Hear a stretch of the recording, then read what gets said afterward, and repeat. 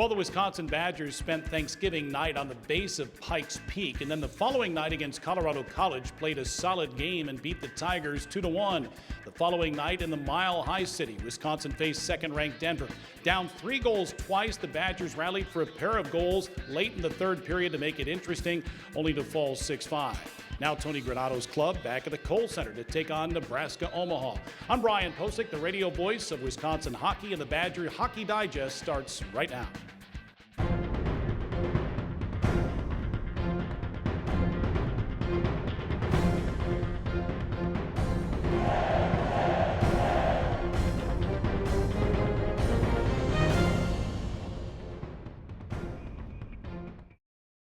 This is what collaboration looks like.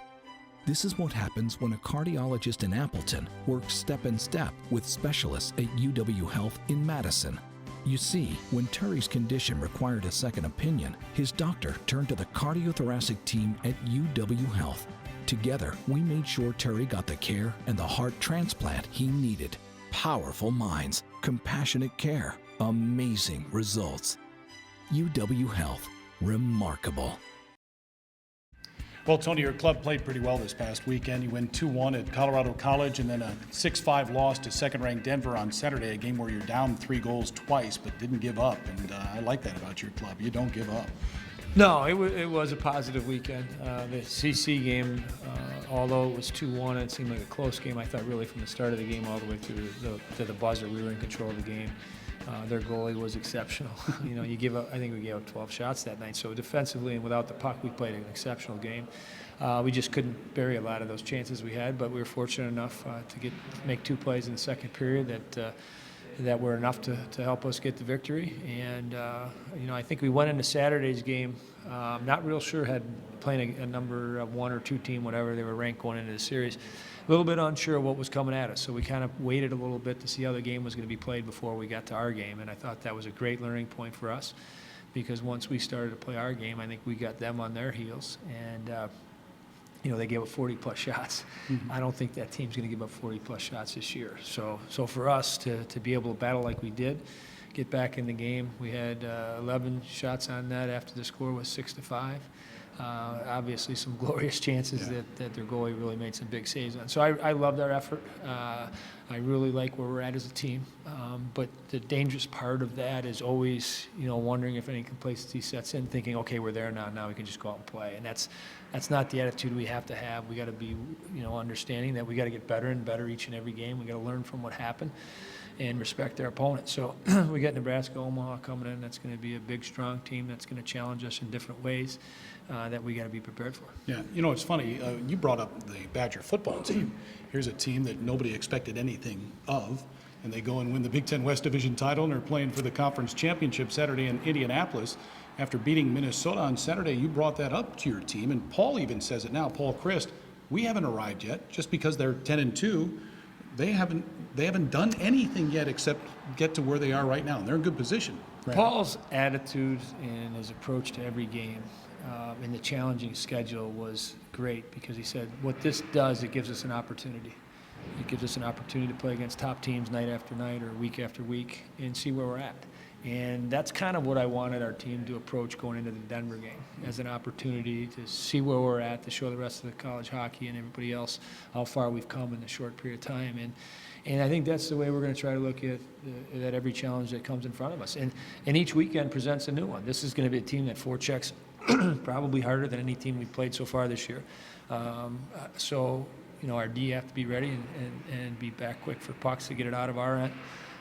So I look forward to it. I think as a coach, and when you got a team that you're not so sure about because you don't know them that well, you look forward to those challenges and those new opportunities to see how they're going to respond to different situations. And I liked what I've seen so far this year. I tell you, you know, I talk about the Clarkson-St. Lawrence series. Now we can go to the Denver-CU series. We can talk about things we learned in some of the home games against Boston College. Mm-hmm. And as long as we keep learning and getting better and looking forward to the next challenge, we're going in the right direction and good things will happen. Yeah, the next challenge is Nebraska-Omaha, coached by Dean Blaze, who's been to a few Frozen Fours, not only with Omaha, but also with North Dakota, won a couple of national championships for the Fighting Sioux. The Badgers and the Mavericks will face off Friday night at 7:30 and Saturday night at 8 o'clock. More on that series coming up in just a bit. Badgers keep putting the puck away. We'll hear from Seamus Malone and more in just a moment. This is Lexi Rush. She's 10, and she's amazing. You see, Lexi was born deaf and couldn't hear anything.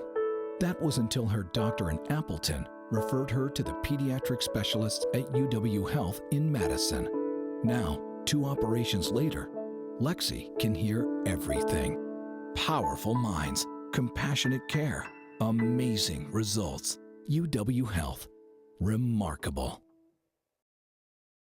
Well, the Badgers keep potting the puck. They're averaging almost 3.5 goals per game. We saw a big power play goal from Will Johnson on Friday night at Colorado College. An excellent goal from Mag Zimmer in the third period on Saturday against Denver. A fine power play goal from Grant Bessie, and another from Seamus Malone. In fact, Malone on Saturday against Denver had the first goal and the last goal. The last goal was the thing of beauty. The first goal, not so much. Yeah, I will take that gladly, and I know him, like you said. He was a former teammate, and I found him after the game and thanked him for it. But yeah, it's just one of those things that, it's one of those lucky bounces, I guess. I'm a firm believer in you work for your luck, so it worked out this weekend. I think our line was working really hard, and we got our bounces. Does it matter who scores? No, absolutely not. As long as we're winning hockey games, I could care less who scores. Blake Jeffreyon once told me it's not how, it's how many. And, you know, I thought Wayne Gretzky said that. Well, this is what Blake told me, Blake but I'm told sure you he heard it from Wayne, right? It doesn't matter, does it? And Seamus brought up the point, too. He doesn't care who gets credit for the goal. Friday night, Grant Bessie gets credit for the game-winning goal on a swatted pass from the right wing that Seamus just put it at the net. Whether Grant got a piece of it or not depends on what his teammates are saying.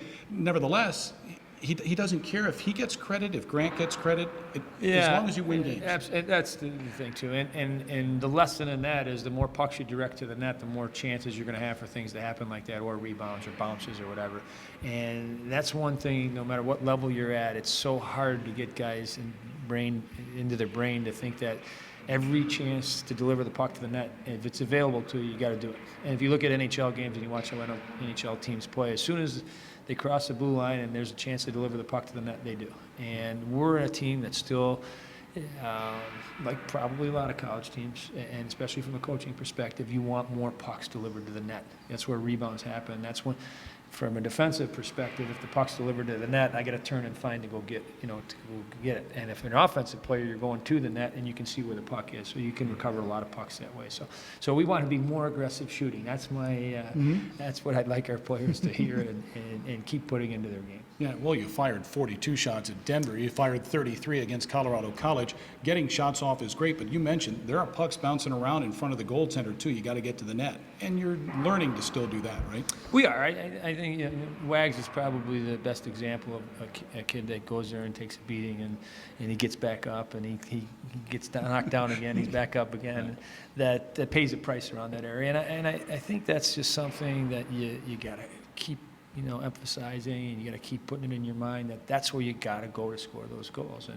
And when playoffs come around and when games get tighter and tighter checking and the refs call less penalties, that's really how the majority of the goals are scored. They're on rebounds, screens, or tips, and we'll continue to hopefully get better in that area. Yeah. I have to ask you about your goaltender, too. Jack Berry was good, not facing a lot of shots on Friday against CC, so a bunch on Saturday, and if it wasn't for him, especially in that first period, it could have been a real lopsided score. Yeah, I agree. I thought, early in the game, we took that penalty. Luke had a penalty maybe five minutes into the game or so. Until that point, we were in pretty good shape. And then we let their skilled guys get on the ice for a power play, and they started skating.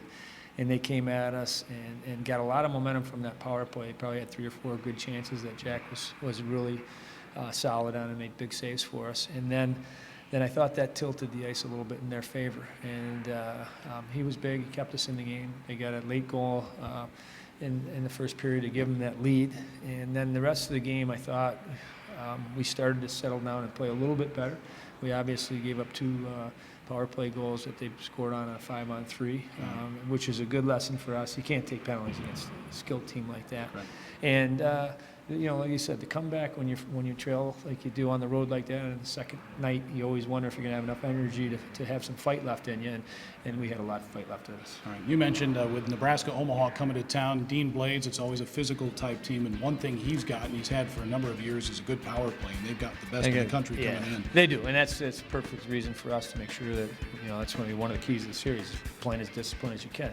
There's always going to be penalties called in the game, and when they call it, you got to respect it and work to kill it, but you can't take unnecessary ones.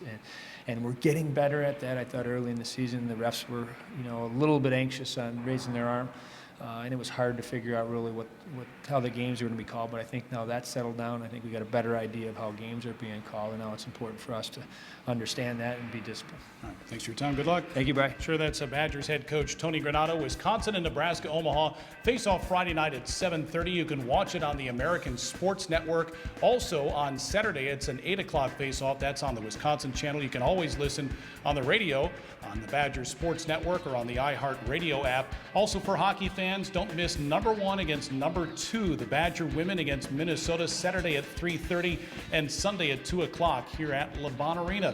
For Tony Granato, I'm Brian Posick. Thanks for watching the Badger Hockey Digest.